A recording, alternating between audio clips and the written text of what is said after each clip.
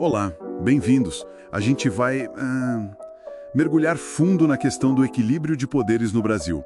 Vamos focar bastante no Supremo, o STF, e na atuação recente do ministro Alexandre de Moraes, que tem, gerado muita discussão.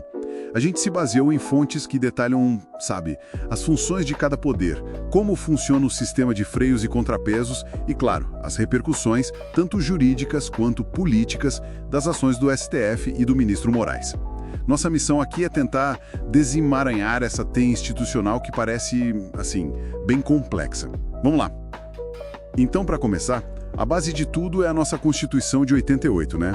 Ela desenha lá os três poderes, legislativo, executivo, judiciário, independentes e harmônicos, pelo menos no papel.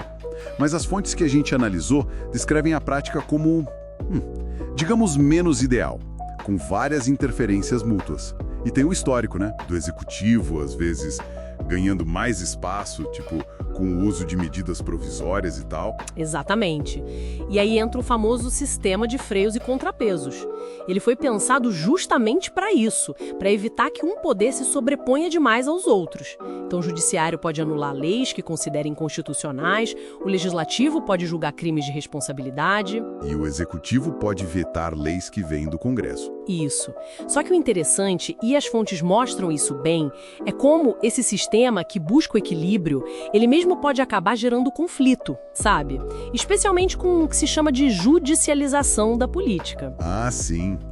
Quando a briga que era para ser política vai parar na justiça, né? Exato. E aí o judiciário acaba decidindo coisas que talvez devessem ser resolvidas no debate político, no Congresso. Falando em judiciário, o STF está ali no centro, como guardião da Constituição.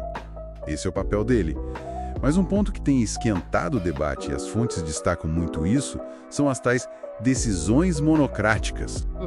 Aquelas tomadas por um ministro só, né? Sem passar pelo plenário logo de cara. Isso. Inclusive, as fontes mencionam que houve tentativas internas lá no STF, na época da Rosa Weber, de tentar limitar um pouco isso. Exigir que fosse para o colegiado mais rápido, colocar prazo para pedido de vista, essas coisas. E essa discussão sobre o poder individual de cada ministro nos leva direto, à atuação do ministro Alexandre de Moraes. As fontes registram que ele tem uma produtividade bem alta.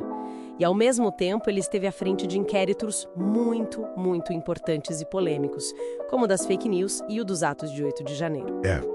E aqui a coisa fica, realmente interessante, porque as fontes mostram lados bem opostos. De um lado, o Moraes foi acusado e, por gente de fora, jornalistas internacionais como Schellenberger ou Greenwald, acusado de censura, de abuso de poder. Citam bloqueio de contas no X, antigo Twitter, falando que faltava base legal, que as ordens eram sigilosas. Pois é, mas por outro lado, a defesa que vem do STF e que as fontes também registram é que essas ações eram necessárias. Eram para conter discurso de ódio, ataques organizados contra a democracia. O caso do monarca é sempre lembrado nesse contexto. Certo. E as críticas não vieram só de fora, A Transparência Internacional aqui no Brasil, por exemplo, também apontou preocupações. Falaram de possíveis violações de direitos fundamentais nesses processos ligados ao 8 de janeiro. E a gente vê o impacto direto de decisões do Moraes em outros poderes.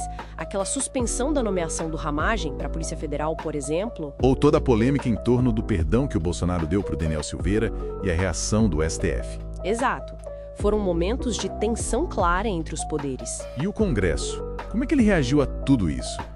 As fontes falam bastante das PECs, as propostas de emenda à Constituição para tentar limitar as decisões monocráticas do STF. Sim, várias tentativas. E também muitos pedidos de impeachment contra o ministro Moraes. Foram 23, segundo as fontes. 23, mas todos barrados pelo presidente do Senado. Exato. E vale notar que mesmo dentro do próprio Supremo, as fontes mostram que não há um consenso absoluto. A gente vê votos divergentes importantes, como os do ministro Fux em relação à delação do Mauro Cid, ou discordando da forma de calcular as penas do pessoal do 8 de janeiro. Quer dizer, tem debate interno também. Tem. E se a gente olha para o quadro geral, para fora das instituições, a opinião pública reflete toda essa tensão. As pesquisas mais recentes, de 2025, mostram uma confiança baixa no STF. Mais da metade da população avaliando como ruim ou péssimo. Nossa, é um número bem alto. E uma divisão profunda sobre como o ex-presidente Bolsonaro está sendo tratado pela justiça. Quase metade acha que é perseguição. Essa desconfiança, aliás, não é só com o STF. Os dados mostram que ela atinge as instituições de forma geral. É um problema mais amplo. Faz sentido. E aquela análise da revista The Economist, que descreveu o Moraes como tendo poderes surpreendentemente amplos? Pois é, essa análise ecoa um pouco essa percepção externa de desequilíbrio, de tensão no sistema. Então, resumindo o que a gente viu nas fontes, parece que temos um STF agindo com força, né, para defender o Estado democrático de direito, mas essa mesma força, essa assertividade, acaba gerando acusações de excesso, de parcialidade.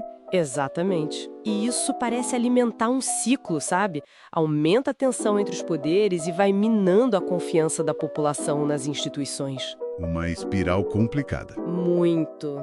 E aí fica a reflexão final que essas fontes nos provocam, né? Nesse cenário tão polarizado, com a confiança nas alturas lá embaixo, como é que as instituições, especialmente o judiciário, podem cumprir seu papel? Como proteger a democracia, controlar os outros poderes, sem acabar piorando as divisões, sem aprofundar a própria crise de legitimidade que elas tentam combater? É uma pergunta difícil. Uma pergunta fundamental, sem dúvida. Fica aí para pensarmos.